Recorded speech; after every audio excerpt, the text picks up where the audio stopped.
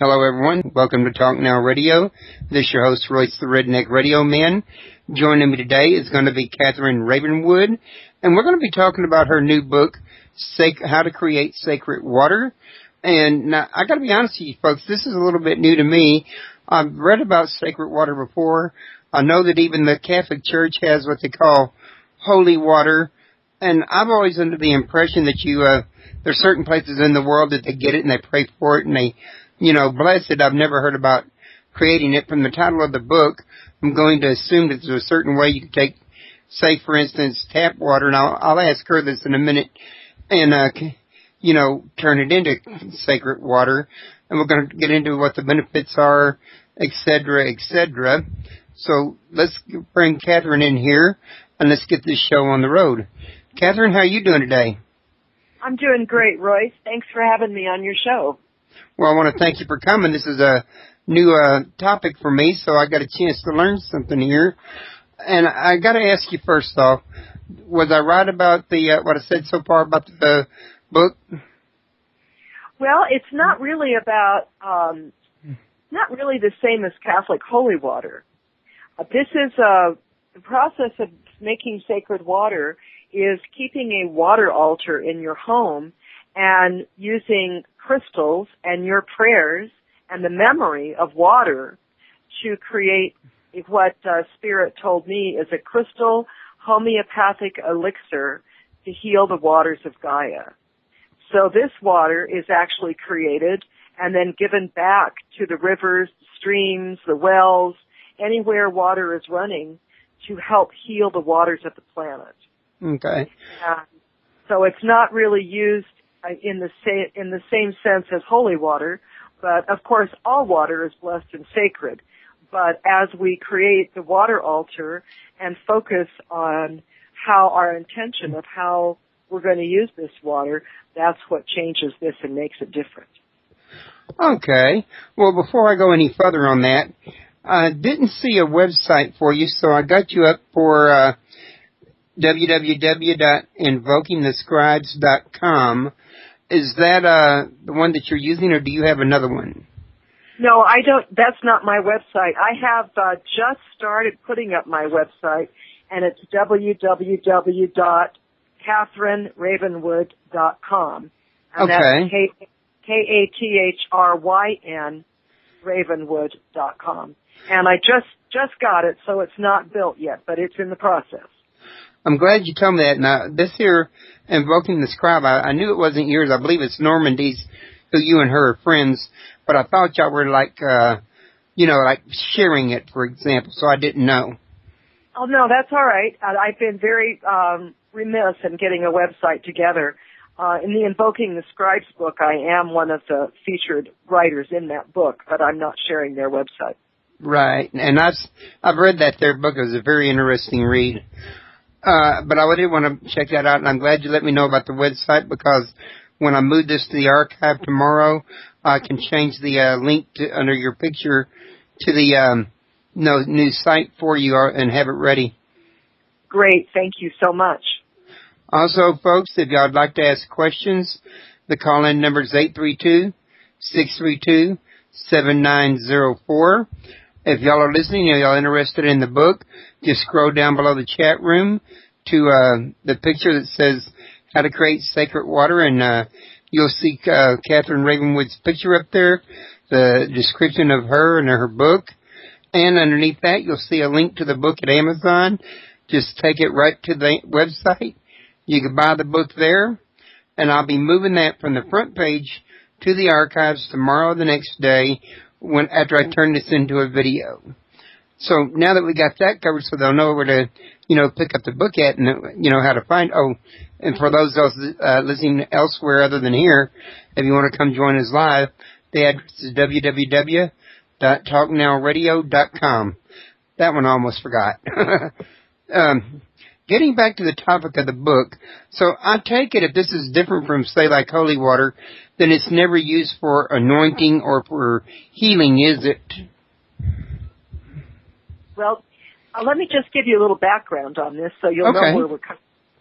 In 1999, many people will probably remember that Hurricane Floyd ripped through North Carolina and went through factory farms, and millions of dead animals ended up floating through the rivers and just causing mass pollution of the waterways in North Carolina. I was in Seattle, Washington on a beautiful fall day, walking around one of the city lakes, just enjoying the beauty of where I was, thinking, how much pollution is too much before the waters can recover? And I heard a voice in my ear say, you know, you could make a crystal homeopathic elixir to heal the waters of Gaia. Now, I had no idea what that was. And so the book is my story of how I followed Spirit's gentle nudgings, and sometimes not quite so gentle nudgings, to get me to figure this out. So what it is a water altar, according to how Spirit directed me to do this, is done with amethyst and selenite crystals, and it's kept from full moon to full moon as a 30-day cycle. And during that time, you take the selenite and you stir the waters that the amethyst is sitting in and add your prayers for the healing of the waters for Gaia. And then at the end of the 30 days, you can put this water into smaller containers or whatever, however you're doing it, and get it out to the rivers, the streams, the wells, and give it to Gaia for the healing. Now, Spirit always told me that it was for the planet. And so I have never used it as an elixir for myself or to heal others, even though I do healing work. There was one exception, that I had a terrible sore in my ear that wouldn't heal. And after about 3 weeks, I asked Spirit if I could use the sacred water from my water altar to heal my ear, and I got a big yes. So I just dipped a Q-tip in the water, rubbed that on my ear, and in the morning it was gone. So I know this water is very powerful, but I have, since 1999, used it for the planet and not for myself. Because, you know, all water recirculates everywhere else. So as we heal one source of water, eventually all the water is healed. Well, if that was the case and it did have any healing properties like it did with your ear, then wouldn't you think that eventually if everybody was doing this, that any water would be able to heal? Oh, I absolutely think that. All the water is connected, and it's not like we're getting new water all the time on the planet. There's only so much water here, and it just continues to recirculate. So the glass of water you're drinking today, at one time, Cleopatra's barge could have floated on it as part of the Nile. You don't know. So it all gets moved around, and the important thing is, yes, to heal the waters. So I'm not so concerned about rules of, oh, you can't use this water for this or that. The important thing is to get people involved in actively paying attention to the water and doing their prayers for it and making an effort to make a relationship with the water that will indeed help it all to heal. And then, of course, that helps all of us to heal, since our bodies are about 80% water anyway. So by heal, I take it, since there's, at least not to my knowledge, a lot of things that can be wrong with the water, you're probably referring mostly either to the pollution from trash or from oil rig digging? There's a lot that's wrong with the water. It's been massively polluted, and there's all kinds of drugs, like all the drugs that people in the world take, flush down the toilet when they, urinate, or they throw their drugs in the toilet if they're not going to take them anymore. Prozac, caffeine, atrazine, all of these drugs end up in the water. And because you can't see them, doesn't mean they're not there. And so because the water does not have a chance to naturally purify itself anymore because of its massive overusing and reusing that we do, this water just keeps recirculating with the pollution, with the trash, with the oil dumping, with the fish farms and all of the feces from the fish that just get recycled back into the water.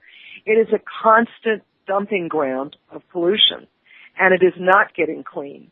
In the best of worlds, water has a chance to run and circulate in wild rivers. The water would circle around back on itself and make what's called an oxbow bend in the river, where it can kind of hang out for a while. The sun can be on it. Then it moves some more. It goes down waterfalls where the oxygen helps purify it. It goes underground through aquifers where the minerals in the earth can help heal the water and purify it further. But what's happening now is the water is just constantly being pumped out of aquifers. The rivers are dredged. They're straightened out. And the water is just reused. And in many parts of the world, there's nothing available to even process the water. All the sewage and chemicals get dumped directly into the river. People step into the river and drink that water directly like that. So there's a lot wrong with the water today.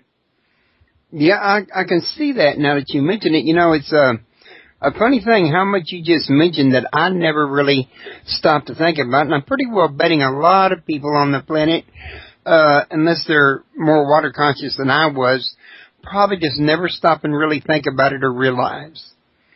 I think that's true, Royce. You know, you turn on the faucet and the water comes out, and as long as it's not brown, or don't taste nasty, or yeah, or they say, oh well, there's a little chlorine in the water, that takes care of it.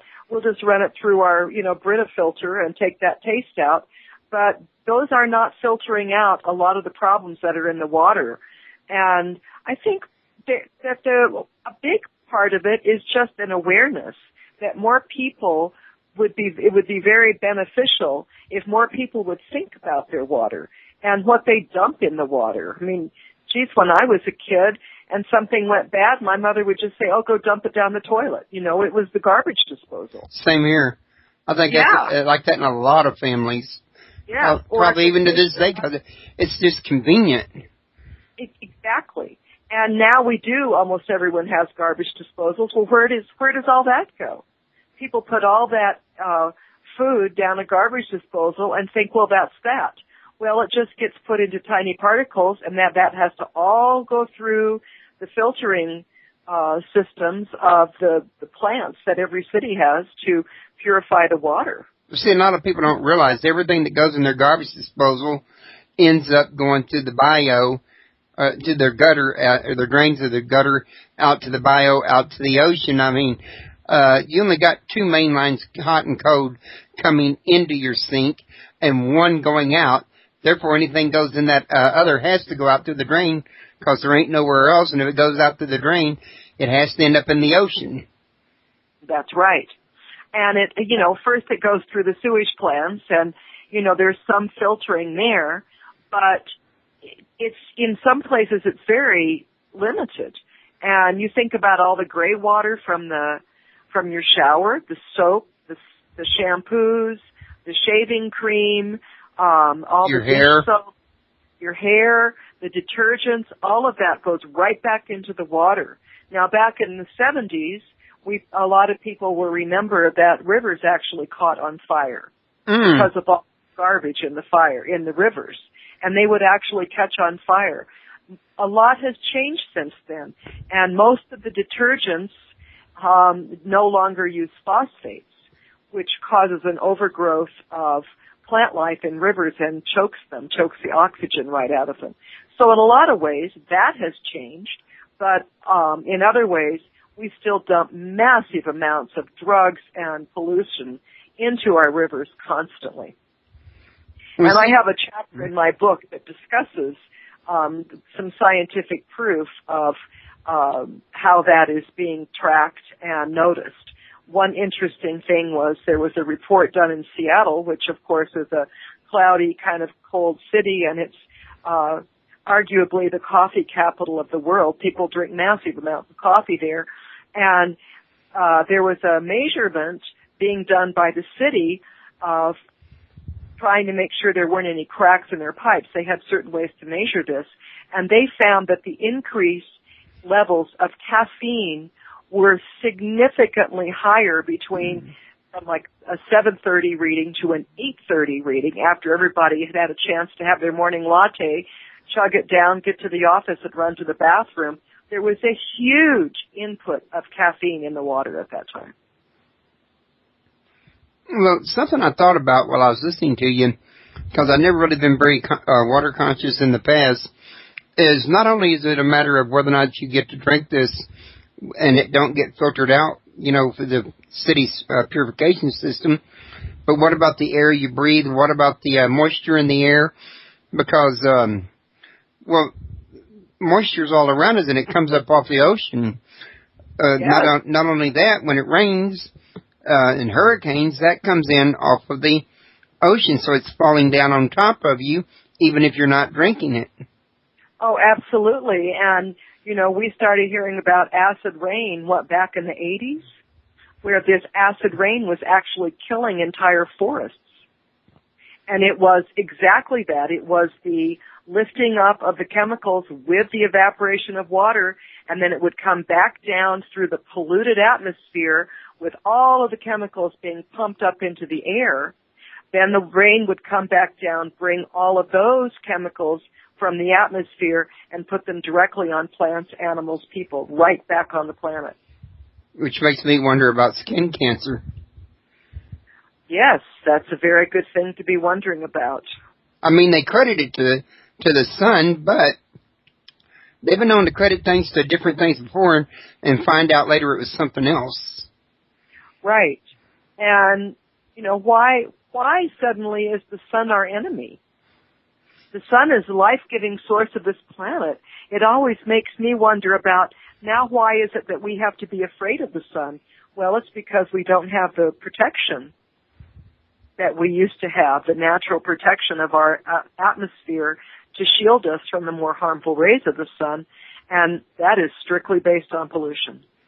Well, I got to tell you, usually one of the first things I do is I ask my guests to tell us a little something about themselves and what got them interested in the book that they're writing or the video they made or whatever they're doing, their research. And I kind of jumped the gun this time, but I think I would like to go back and give you a chance to tell the listeners a little something about yourself and what got you to writing the book.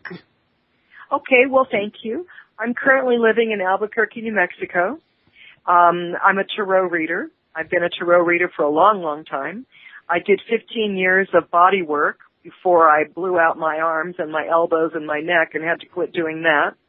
I've had a variety of different jobs. I currently have a day job. I actually work in a church office. I'm the administrator there, and I do my tarot readings on the side. I'm a member of the Lineage of Thoth through Nicki Scully's alchemical healing.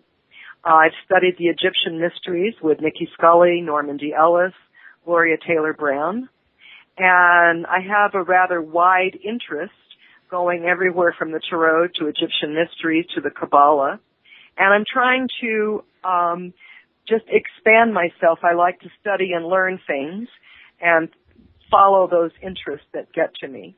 But the tarot is one of my big loves, next to, of course, the water. And the way that I wrote this book is, like I was telling you, in 1999, when Hurricane Floyd happened, and I was just wondering about it, and Spirit said to me that I could make this crystal homeopathic elixir. At that time, I was about 50. I was already in spiritual circles, and I thought that I was pretty involved in my spiritual life. But this book, this process of learning to do the water altars really raised the bar on me. And I had to learn to follow my own inspiration from Spirit and to really tune in and learn how to listen to that. So that was a huge learning experience for me. And for many years, I did this water altar really by myself, and my friends would say, you should write a book about it. And so I finally did write the book about it. Well, was any of this book channeled information? Because I heard you mention that an angel, instructed you on this. Well, Spirit did instruct me on this, and so the actual process of creating a water altar is probably channeled information, yes. There's part of the book that is my personal story, and then there are chapters in the book that are shamanic journeys out to bring us into a closer relationship with water, and all of those are channeled. Okay. Now, does your front page say future home is something quite cool? I'm sorry, what's that? Your web page, does it say future home is something quite cool? With it says future a shirt home hanging on in a closet there? Yes, because I just got the website name, and I haven't put it up yet. I just wanted to make sure because I was pasting the link into the chat room. I didn't want to give them the link to somebody else's site, and I'm talking to you. No, it's my website. It's just not. It's not active yet. I'm working on it. Okay. I'm not very good at these things, so I'm working on it, and I'm putting together the information. Hopefully, it'll be up in the next week or so. Okay, that sounds fantastic. I've got the link to it, and I've got it. Actually, I'm bookmarking it right now, at least until I can link to it from my site. Once I linked everything from my site, I take it out of my bookmarks. Don't need it anymore. There you go. But, yeah. Getting back to the book, though, so some of this was channeled and some of it was not. I don't know how much of this book you can share without giving away the candy store, so you may have to kind of nudge me on that one if I, ask the wrong question. But can you tell us how you said, I think it was like an altar for making this water was built? Yes. I'm a bit in a long time, I'm a person who has a whole room that's an altar room. And I learned, about in 1997, I first discovered altars. And I don't know how in the world I lived that long without finding out the power of having an altar in your home. But once I discovered the power of having altars, I became almost like an altar junkie. I love to do altars. I love to work the altars. And so when Spirit gave me this challenge to create this crystal homeopathic elixir to heal the waters of Gaia, it worked out to be what I call a sacred water altar. And what that is I have a glass punch bowl, the old cut glass kind of punch bowl, and this large amethyst crystal that Spirit led me to. And there's I think, a funny chapter in my book about how I found these crystals. The amethyst is on the bottom of the punch bowl. I fill it with water. I stir the water with a selenite wand, just like when you're making homeopaths. When homeopathic remedies are created, they're put into water, and an agent is put into water, and it's stirred and stirred and stirred and reduced until just the essence of that element is left in the water, and that's what a homeopathic remedy is, very basically. So what I do is I put my prayers and my intentions, I speak that right over the water and stir the water. And then the vibration of my voice goes into the water. The memory of the water holds that vibration along with the vibrations of the crystal, and then it sits there for a month from full moon to full moon, getting all charged up with that moon energy, and becomes the elixir for the water. And so that is what I call my sacred water altar. And the working title of this book was Sacred Water Altars, and the publisher chose to rename it as How to Create Sacred Water, which is a lovely title. But that's how this happened, so that in the middle of the book, I give very detailed instructions on how to make an altar. So if no one's ever made an altar in their life, they can know how to do it from step one. If someone already knows how to make altars, they can go right into the water altar work. So that's a very instructional, hands-on part of the book. That sounds like a very useful part, too. Well, Royce, it is useful, and it's very simple, and it really is just step by step. And it's simple. Creating altars having an altar for a purpose in your life is very powerful, because altars become portals, and they hold that energy that you're asking to come in, and it anchors it in. And so it's like a doorway you open up for Spirit to come and help you with whatever it is you want the altar to be for. And also it gives you a chance to focus your attention on things. If you go into your altar room or your altar and you have on it a picture of Buddha or Jesus or Isis, whoever, whatever being is there on your altar to help you, every time you see that picture, you think of the energy of that being, and it helps you to think about it, use it during the day, and to be a vessel for that energy. So whenever you see the water altar, turn your attention back onto prayers for the water, attention for the water. Okay. So it is important, though, that you use the right materials, like the amethyst. I'm having a little trouble with that word, but I'm sure you know the word I mean. Amethyst, yes. Amethyst. It's important to use this when you're building this altar, or will any material do? I don't think it's absolutely critical. I bring it up in the book because that's what Spirit showed me to do. Amethyst is a very powerful crystal that has very high energetic frequencies that help to heal and transform things, as does selenite. But the important thing is the prayers and the intention, and having a place to work your prayers as intention. Now, it just turns out that amethyst and selenite are both very easily obtained crystals, and they're not very expensive. Okay. But other things could be used, and one of the things that I suggest in the book is if someone is serious about doing this, and they feel like Spirit is calling them to do it in another way, then do it that way. Because, there's 6 billion and 7 billion of us on the planet, so we're all different. But this way I know works.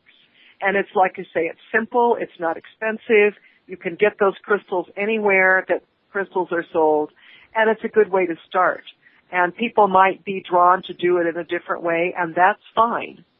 That's not the most important thing. The most important thing is our intentions, our prayers, and understanding the relationship of ourselves with the water. Now, I understand what you're saying about your intents and prayers being the most important thing, but I wouldn't discount the importance of crystals because I know quartz crystals have healing properties. They can be used for communication, for information storage, for a lot of things. So I'm pretty sure that other crystals have other properties as well. So I'm pretty sure that if you don't use an amethyst crystal, it's probably important that you use some kind of crystal, wouldn't it be? I think that the crystals are part of it, and of course remember that Spirit said to make a crystal homeopathic elixir. So the crystals hold that energy and put their vibration into it. Quartz is a very powerful crystal indeed, and there are whole library shelves out there of about crystals, so that anybody could look up a crystal expert and find out what the properties are of different crystals if they wanted to experiment or they wanted to work with something very specific. So yes, I think the crystals are an important part of it, but I would want people to make some effort to heal the water, even if they don't have crystals available to them. Right. But most people are able to. So in an ideal world, Spirit told me to do it this way, and so that's how I wrote the book and encouraged people to try that. Okay, so Spirit did specify the type of crystal then. They did. Okay. Spirit did. What happened was I said, okay, Spirit, I don't know what this is, but if you want me to do it, you show me what to do. And one day I was taking a little break. I was in Seattle. I was taking a break from my massage work, just walking around. I went by an antique store, and I heard Spirit very clearly again speak to me and say, go in there and look at the crystals. And with my logical mind just rearing its ugly head, I actually stood out on the sidewalk and argued with Spirit, saying, I've been in that antique store a million times. There's no crystals in there. And Spirit said, well, just go look. And I'm like, but they don't sell crystals in there. Just get inside. And I went inside, and there, never seen crystals in there before or since. There was the amethyst, and there was the selenite, just waiting for me. And so then I knew that those were the crystals that Spirit wanted me to use. Okay. It could also be that and you'd probably know this before I would, I'm just taking a wild guess here, that the spirit might have known that these